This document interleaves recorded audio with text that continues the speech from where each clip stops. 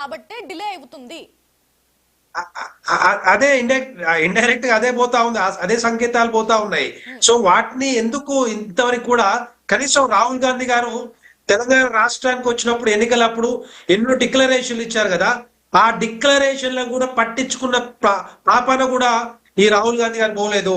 కనీసం వాటిని వినే టైం కూడా ఆయన దొరకట్లేదు. కామారెడ్డి కానీ లేకపోతే వరంగల్ కానీ ఇంకొకటి కానీ ఇక్కడ అవుతున్నాయా, అమలు అవుతున్నాయా లేదా కూడా చూడట్లేదు.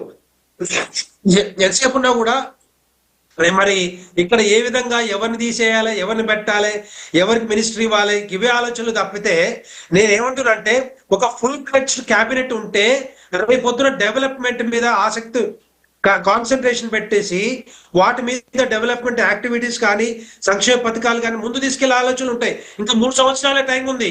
ఈ 3 సంవత్సరాలలో ఎప్పుడు చేస్తారు? స్థానిక సంస్థల ఎన్నికలు వస్తా ఉన్నాయి.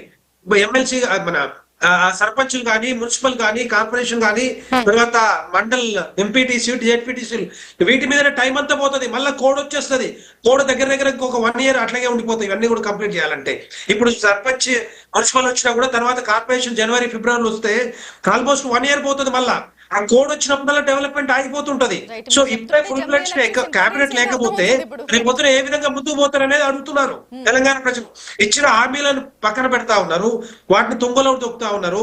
వాగ్దానాలు కంప్లీట్ కావట్లేదు, రుణమాఫీ కంప్లీట్ కావట్లేదు. ఎవరిని అడగాలి ఇప్పుడు తెలంగాణ ప్రజలు? ఎవరిని అడగాలి?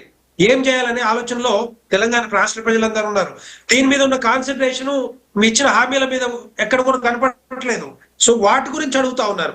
ఎన్నిసార్లు పోనేయండి, ఎన్నిసార్లు కలవనేయండి, ఎవరికి ఏం అభ్యంతరం లేదు. ఆయన ముఖ్యమంత్రి గారు వాళ్ళ బాస్ అక్కడ ఉన్నాడు. డెఫినెట్ కలవాల్సిన బాధ్యత ఆయన మీద ఉంటది. రమ్మంటే రావాలి, పొమ్మంటే పోవాలి.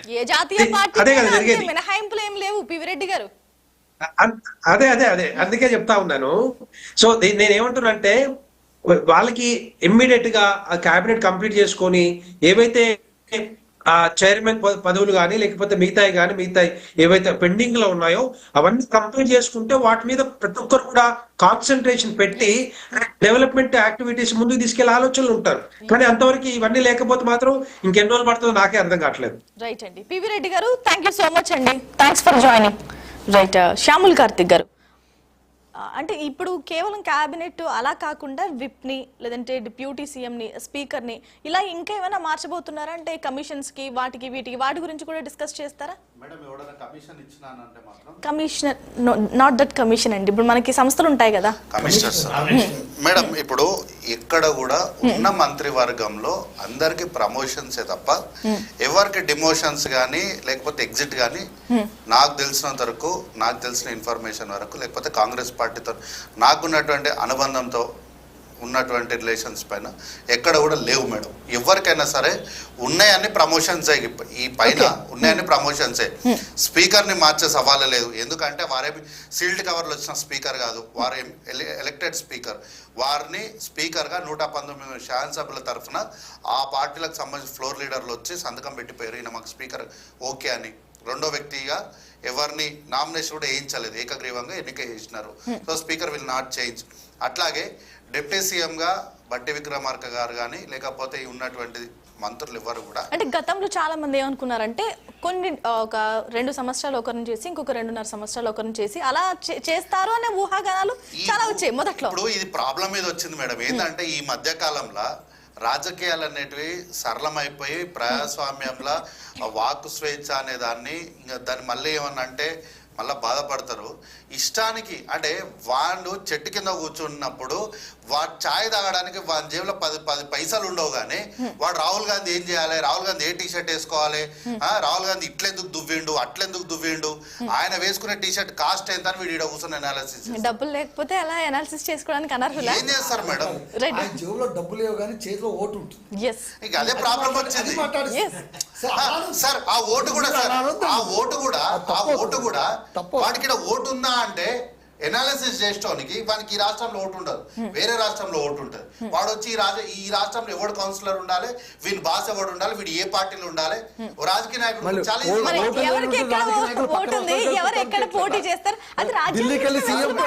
ప్రచారం చేశారు ఆయన ఓటు ఉంటే అలా కాదు కదండి. నేను ఏమంటున్నా, అంటే రాజకీయాల గురించి మాట్లాడడానికి ప్రతి ఒక్కరికి అంటే ఒకప్పుడు ఉంటుంది. స్వేచ్ఛ ఉంది, స్వేచ్ఛ ఉంది. ఇంతకు ముందు అనాలిసిస్ అంటే ఎవరు చెప్పేవాళ్ళు? జర్నలిస్టులు, రాజకీయాల పైన చాలా అవగాహన ఉన్న వాళ్ళు, బాధ్యత కలిగే వాళ్ళు చెప్పేవాళ్ళు. ఈ రోజు ఏమైపోయిందంటే అది ఆ వాక్ స్వేచ్ఛ అనేది తప్పుగా వెళ్ళిపోతుంది. ఇప్పుడు ఏంది అంటే 2 నెలలకు మారుతారు, వీళ్ళు మారుతారు, 2 సంవత్సరాలకు ఇస్తారు. ఎవరు చెప్పినారు? ఎన్నికల ఎక్కడన్నా కాంగ్రెస్ పార్టీ అని ఎక్కడ ఏమన్నా అట్లాంటి మాటలు వ్యాఖ్యలు ఏమన్నా చేసినామా? ఎక్కడో ఏదో రాష్ట్రంలో ఏడో జరిగింది అదే ఫార్ములా ఇక్కడ అప్లై ఏ మార్పులు ఉండవు మేడం. ఉన్న వాళ్ళందరికీ కూడా ప్రమోషన్సే. అన్నారు అడిగినట్టు నామినేటెడ్ పోస్టర్ ఏసమైతే ఒక మాట రాజకీయ పార్టీలకు, ప్రతిపక్షాలకు ఎప్పుడు కూడా నాకు తెలిసినంత చెప్తున్నా, రేవంత్ రెడ్డి గారిని ఎక్కడ, ఎందుకు అని ఎక్కువ ప్రశ్నలు వేయొద్దు. ఎక్కువ ప్రశ్నలు వేయద్దు. ఎందుకంటే వారిది చేయాలి అని చెప్పి వారు ఫస్ట్ మైండ్ మేడప్ చేసుకున్నాకనే దేంట్లోకైనా సరే దిగుతారు వారు. మీరు ఉదాహరణకు చెప్తా, ఎస్ఎల్బిసి అప్పుడు ఎక్కడా ఎక్కడా ఎక్కడా ఎక్కడా అని అడిగారు. వచ్చిరు కదా. వచ్చిన తర్వాత వారు సమాధానం చెప్పిన తర్వాత దానిపైన కనీసం ప్రశ్న చేయడానికి కూడా మీకు ఏమీ దొరకలేదు. కాబట్టి ఏంటంటే వారు ఏదైనా సరే చేయాలి అనుకున్నప్పుడు వారు మైండ్ మేడప్ చేసుకునే ఉంటారు. కాబట్టి మీరు ఎక్కువ ఎక్కడ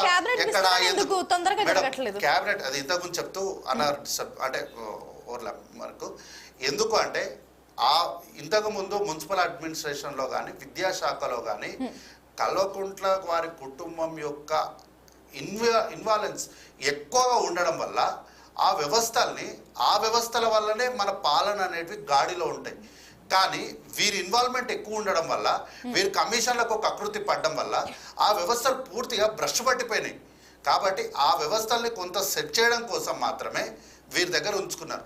దానిలో భాగంగానే మొన్న ఉపాధ్యాయులకు జరిగినటువంటి క్లియరెన్స్లు అన్నీ మనకు తెలుసు కదా మేడం.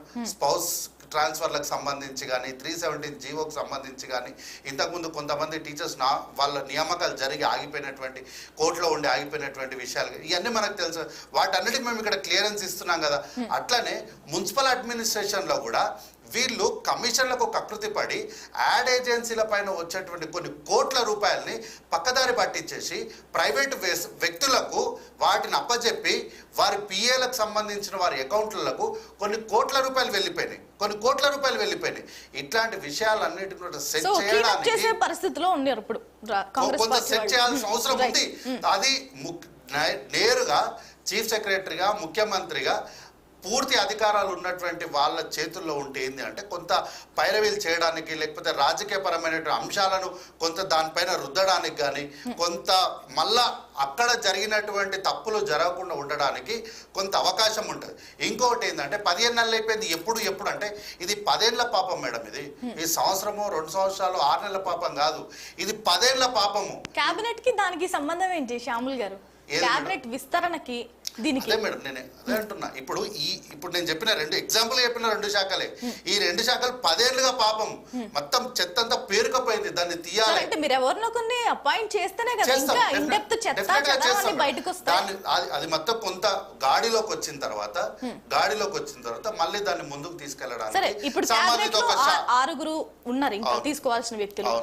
ఆ రిప్రజెంటేషన్ ఎలా ఉండొచ్చు? డెఫినెట్ గా మేడం అన్ని వర్గాలకు సమతుల్యంగా ఉంటుంది. ఇంతకు ముందు చెప్పినట్టే బీసీలకు, ఎస్సీలకు ఎక్కువ అవకాశాలు ఉంటాయి, బీసీలకు, ఎస్సీలకు, ఎస్టీలకు ఎక్కువ అవకాశాలు ఉంటాయి. తర్వాత వివిధ ప్రాంతాలకు సంబంధించినటువంటి అంటే జిల్లాలకు కూడా ఈసారి ప్రాతినిధ్యం దొరుకుతుంది. అట్లాగే ఈసారి రాజకీయంగా, సామాజిక వర్గాల పరంగా కూడా చూస్తే సమన్యాయం జరుగుతుంది. ఎందుకంటే ఇప్పటికి ఏంటంటే కొంత రెడ్లు ఎక్కువ మంది ఉన్నారన్నది కదా ప్రశ్న. ఓకే, అదే అగ్రవర్ణాలకు సంబంధించిన ఎక్కువ మంది ఉన్నారనే కదా. ఉదాహరణకు ప్రూవెన్ గా చెప్తా, మొన్న ఇచ్చినటువంటి 3 ఎమ్మెల్సీలు ఉన్నాయి.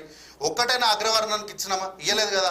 3 అనివార్యం అంటారేమో, ఇస్తేనేమో అనివార్యం అంటారు, ఇయ్యకపోతేనేమో ఎందుకు ఇయ్యలేదు అంటారు. మొత్తం ట్రెండ్ అయిన మాట ఏంటంటే ఫస్ట్ టైం ఒక అగ్ర కులం లేకుండా అనౌన్స్ చేసింది కాంగ్రెస్ పార్టీ.